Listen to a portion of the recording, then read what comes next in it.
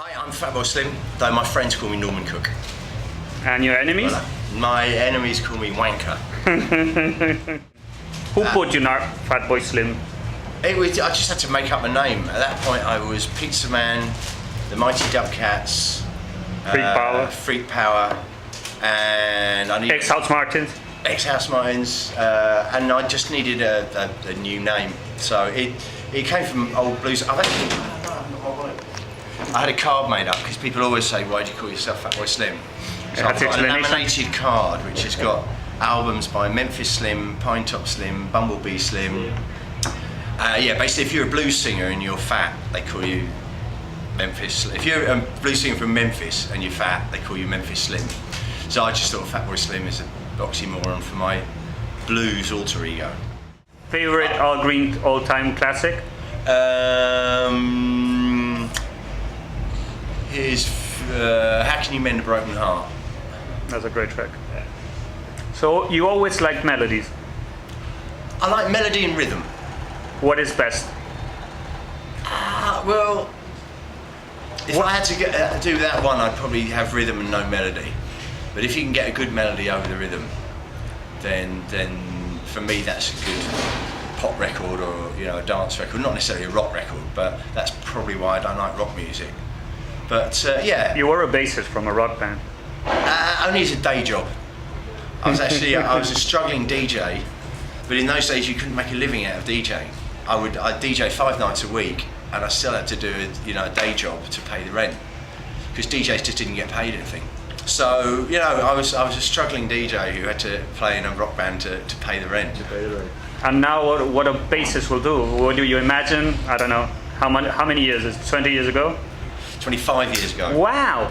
It's 25 years since I quit my day job working in a record shop and ran away to join the circus.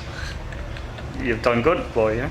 Well, just the fact I'm still here, I think is good. Yeah. And alive and kicking. To carry on 25 years in the music industry is no mean feat. But in this day and age, carrying on 25 months in the music industry is hard enough. So we'll see what happens. What about the future? What's the future? Are you preparing a new album apart from the remix that was the last we heard from you? Yeah, there's not a huge amount coming out of the studio at the moment. Why? I don't know. I'm in a different place in my head. There's nothing coming out really. Also, because I just had a daughter, and also because of the way the downloads and everything, there's no money to be made out of it. And I'm thinking, well, I haven't got any tunes in my head. There's no money to be made. In the meantime, people still want to see DJs around the world. So to provide for my family, I'm doing this.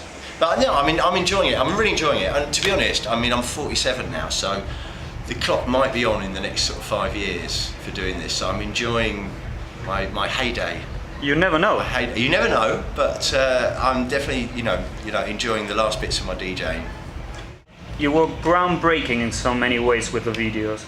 Have you ever, now that you see your history, 10 years later, did you ever imagine how good it was going to be when you were doing it?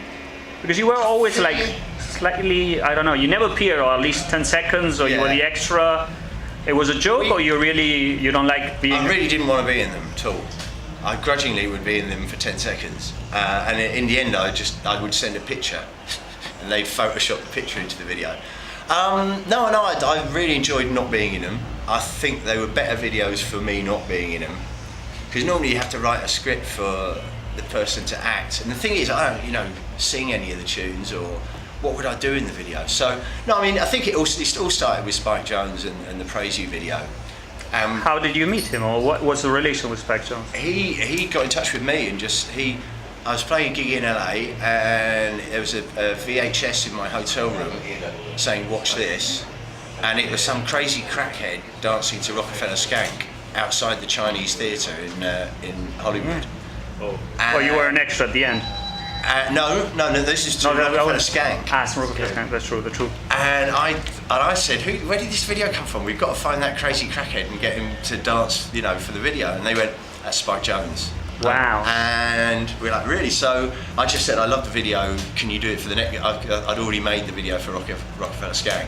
So he said, well, let's do it for Praise You, but I'll get like a whole troupe together rather than just me dancing. I'll get a whole troupe together. But no, he got in touch with me. Wow. That's a lucky break. That was a very lucky break. I've had a lot of lucky things like that in my life. But he kind of then started the premise that making a Fatboy Slim video is kind of a good way of furthering your career, and you could do that mental video you've always wanted to do. That's true. And yeah, because I did one with Tim Pope, Yeah. who kind of invented the video. strange pop video. Yeah, I remember the Q videos. When he got in touch, I said to him, so why have you come out of retirement to do one with me? He said, because I'm the only brilliant, groundbreaking video director who hasn't done a Fatboy Slim video. Wow. So yeah, it became a You kind felt proud of it? Yeah. Yeah, and obviously in the end we kind of ran out of singles. ideas. Well, yeah, well, you actually tailed off. I mean, but I'm quite happy with that. You see, the thing is, around the time of that album, my life was crazy. You know, trying to be a DJ and an artist and a father at the same time. It's just like, something's got to give. So it's been quite nice for me taking my foot off the gas with less records and less hits, because you can still make a good living without having hits.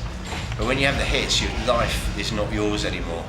But also you were groundbreaking. I think your singles are still, you know, when they do the test of time. So you remixed or no, because the remix is basic. You were famous for your remixes first. Your first remixes. Yeah. And they were Latin for a British guy from Bristol. I don't know, blame the Brazilians or blame somebody, but you were too Latin to be British. Did you realize that or no? No, because everyone in You're a Britain bassist. thinks- You were a white bassist who did rhythm, you know. Yeah, people like there aren't many white bassists in England who can do rhythm, so that's why No. they like me. That's true. That makes you. Do you believe that that's your difference that makes you special? I think I've kind of lucked out in a few ways. Well, one is being a DJ who's also a musician. Yeah. Because a lot of DJs, they're great, but they can only take it so far because they don't understand chords and melody and music. Sample this and leave it there. Yeah, They just have a take it so- limitation. Yeah, they have a limitation. So I think as a producer, because I've got a DJ head and a musician's head, when the two come together right, it's really good. I think right place at the right time, because I'd always been a DJ, and then I'd been in a rock band, but then just when dance music was hitting off, it's like, well, I know how to do this.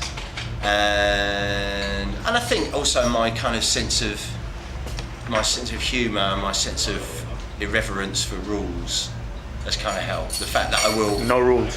the fact that I will kind of stick my neck out and do something that might be considered a little bit wrong. No, and you have a sense of humor. That's more And the important sense than of you humour, believe. actually, I think in music, I think, and the most important thing is I try and make music for women. So they can dance to. If women dance, then the men will dance. Yeah, that's true. So I always try and make tunes for women.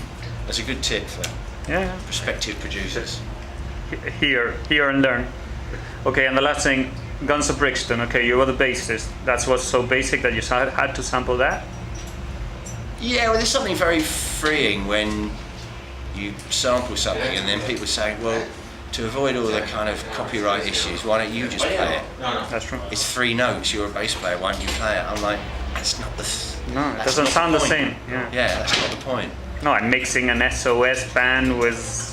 Yeah, that was with the gag was having all those different elements coming in, and yeah, so I can play the guitar and I can play the bass, but I'd never replay a sample. How influential was the Clash? The for Clash, example? most in terms of politics, my social life, fashion, and music. I mean, they turned me on to Grandmaster Flash, which got me into rap music. They turned me on to so much politics. They got me. Yeah, You were I mean, Sandinista, no? No, I didn't go far as the Sandinistas, but I mean they were kind of at school. You either like the Jam or the Clash, Okay. and the Clash were the naughty people, and the ones who, the eclectic musical mix. It's weird because this weekend I'm really sad that I'm missing Big Audio Dynamite, their reunion tour in England. Wow. Because they were again a really big influence on why can't a white bloke try this? Do you feel you're a black guy? You know, you like all green. Do you believe you're black? No, I wish I was black. No, I think, like you said, it's just bits of it of from living next door to Brazilian people or living in a flat with black people, it rubs off on me.